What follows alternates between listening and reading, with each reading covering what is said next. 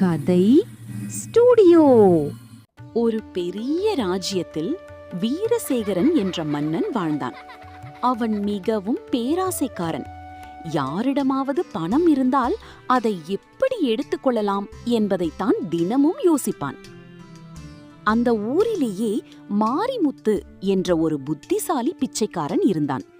அவனிடம் பணம் இல்லை, ஆனால் அவன் பேசும் வார்த்தைகளில் பெரிய அறிவு இருந்தது.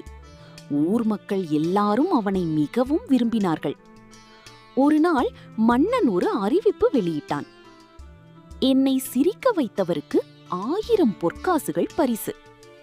பலரும் வந்தார்கள். யாரோ நடனமாடினார்கள், யாரோ ஜோக் சொன்னார்கள். ஆனால் மன்னன் சிரிக்கவே இல்லை. அடுத்த நாள் மாரிமுத்து அரண்மனைக்கு வந்தான். அவன் கையில் ஒரு காலியான பானை இருந்தது. மன்னன் கேட்டான், இதுல என்ன இருக்கு? மாரிமுத்து அமைதியாக சொன்னான், இது மந்திர பானை. நல்ல மனசு உள்ளவர்களுக்கு மட்டும் இதில் தங்கம் தெரியும்.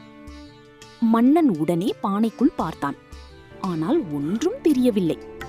அரண்மனை அமைச்சர்கள் எல்லோரும் மன்னனை பார்த்து கொண்டிருந்தார்கள். எனக்கு தங்கம் தெரியலனா நான் நல்ல மனசு இல்லாதவன் என்று நினைப்பாங்க என்று மன்னன் பயந்தான். அதனால் உடனே, ஆஹா, எவ்வளவு தங்கம் என்று நடிக்க ஆரம்பித்தான். அமைச்சர்களும் அதையே தொடர்ந்தார்கள். அந்த நேரத்தில் மாரிமுத்து சிரித்துக் கொண்டே சொன்னான், மன்னா, காலி பானையில தங்கம் பார்ப்பவர்களுக்கு பேராசைதான் அதிகம். அரண்மனை முழுக்க சிரிப்பு வெடித்தது. மன்னனுக்கும் தன்னுடைய தவறு புரிந்தது. அவன் மாரிமுத்துவுக்கு 1000 பொற்காசுகள் கொடுத்ததுடன் ஏழைகளுக்கும் உதவ ஆரம்பித்தான். நீதி கருத்து: பேராசை மனிதனை முட்டாளாக காட்டும். அறிவு இருந்தால் ஏழையாயிருந்தாலும் உலகத்தை வெல்லலாம்.